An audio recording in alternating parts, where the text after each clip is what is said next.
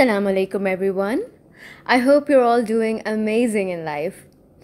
I'm sure आपने कहानी ज़रूर अपने वालिदैन से सुनी होगी लेकिन when I was small मेरे पेरेंट्स मुझे हर दिन 10 रुपये दिया करते थे और मैं वो 10 रुपये हर दिन स्कूल लेकर जाती थी क्योंकि मुझे कैंटीन में ख़र्च करने होते थे. I love junk food. आज के दौर में आपको अपने अम्मी अब्बू से कितने पैसे मिलते हैं? क्या आप भी मेरी तरह उन पैसों को कैंटीन पे लगा देते हैं या संभाल के रखते हैं? वेल, टू बी ऑनेस्ट, सबसे अच्छा अमल तो ये है कि आप जो पैसे जो आपको मिले हैं उनको फ़जूल में ख़र्च ना करें, बल्कि अपने पास संभाल के रखें और जमा करके किसी अच्छी चीज़ पे स्पेंड करें. आइए मैं आपको एक बहुत दिलचस्प कहानी सुनाती हूँ. शाहिद एक बहुत ही अमीर आदमी था. वो रोज़ खाने पीने पर बहुत पैसे लगाता था. घर में खाना रोज़ बनता था लेकिन उसको बाहर महंगे महंगे होटल से खाने का शौक़ था. वो खुद तो कोई नौकरी नहीं करता था क्योंकि उसके वालिद एक अच्छी और इज़्ज़तदार पोस्ट पे थे.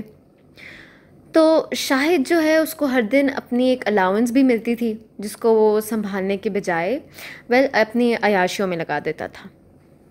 कुछ अरसे के बाद उसके वालिद का अचानक इंतकाल हो गया और घर की पूरी जिम्मेदारी उस पर आ पड़ी. शाहिद की 2 बेटियां थीं और क्योंकि उसको अयाशी और फजूल खर्ची की इतनी आदत हो चुकी थी तो जब उसकी बेटियों की शादी का वक्त आया तो उसने दूसरों से उधार लेना शुरू कर दिया, जबकि वो ख़ुद मेहनत करता या मज़दूरी करता, लेकिन ऐसा उसने नहीं किया. उसने अपनी बेटियों की शादी खूब धूमधाम से करवाई और इस्लाम के दायरे से निकलकर तमाम काम किए, लेकिन आगे आने वाली ज़िंदगी में उसको कभी सुकून ना आया और वो कर्ज़ के नीचे दबता चला गया. और आखिर में इंजाम ये हुआ कि सारे लोगों में ज़िल्लत और रुसवाई उसको उठानी पड़ी और वो तंगी और मुफलिसी का शिकार हो गया. बच्चों, इस कहानी से हमें जो सबसे बड़ा लेसन मिलता है वो ये है कि अपनी चादर देख के पाँव फैलाए जाते हैं और पैसों को पानी की तरह नहीं बहाया जाता, बल्कि पैसों को किफ़ायत शारी से इस्तेमाल करना चाहिए, यानी कि एक इकनॉमिक तरीके से. और अगर आपके पास बहुत पैसे हों तो ये भी ध्यान में रखें कि अल्लाह ने फरमाया कि पैसों को अल्लाह की राह में ख़र्च करें, जिसका मतलब ये कि गरीबों, मस्कीनों, ज़रूरतमंदों को फ़ाइनेंशियली सपोर्ट करना चाहिए, यानी सदका देना चाहिए. जैसा कि इरशाद है, पैसों को हकीर ना जानो क्योंकि उसका एक दाना भी क़यामत में पहाड़ जितना वज़न रखता है. यहाँ तो हमारा लेसन ख़त्म हुआ. आज के लेसन में बच्चों हमने क्या सीखा?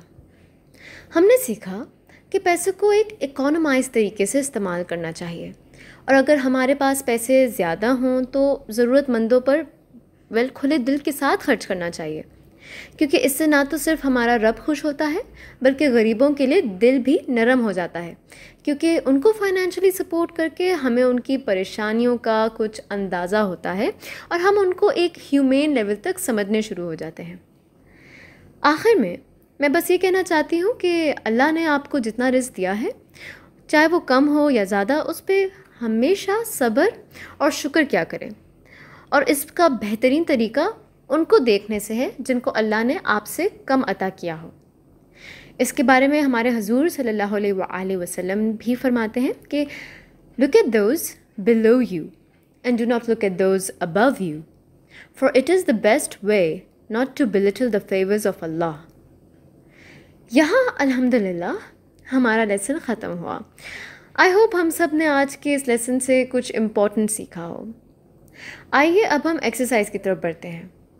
आपके सामने स्क्रीन पे फिल इन द ब्लैंक्स की एक्सरसाइज आ रही होगी एंड एज़ ऑलवेज़ मैं उनको एक एक करके पढ़ूंगी और जवाब भी दूंगी. टीचर से रिक्वेस्ट है कि वो वीडियो को हर फिल इन द ब्लैंक के बाद पॉज कर दें. चलिए शुरू करते हैं.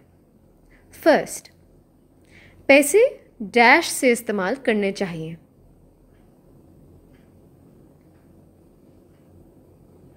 इसका जवाब है पैसे किफ़ायत शारी से इस्तेमाल करने चाहिए. सेकंड, अगर आपका रिस्क इजाज़त दे तो अपने पैसे डैश पे भी खर्च करने चाहिए.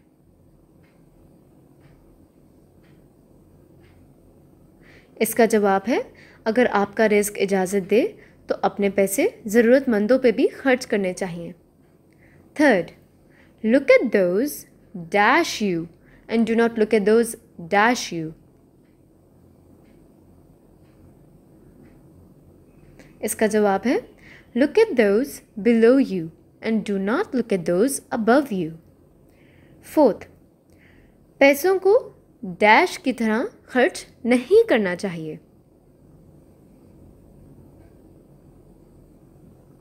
اس کا جواب ہے پیسوں کو پانی کی طرح خرچ نہیں کرنا چاہیے. ففتھ، ایک دانہ بھی قیامت میں ایک ڈیش جتنا وزن رکھتا ہے.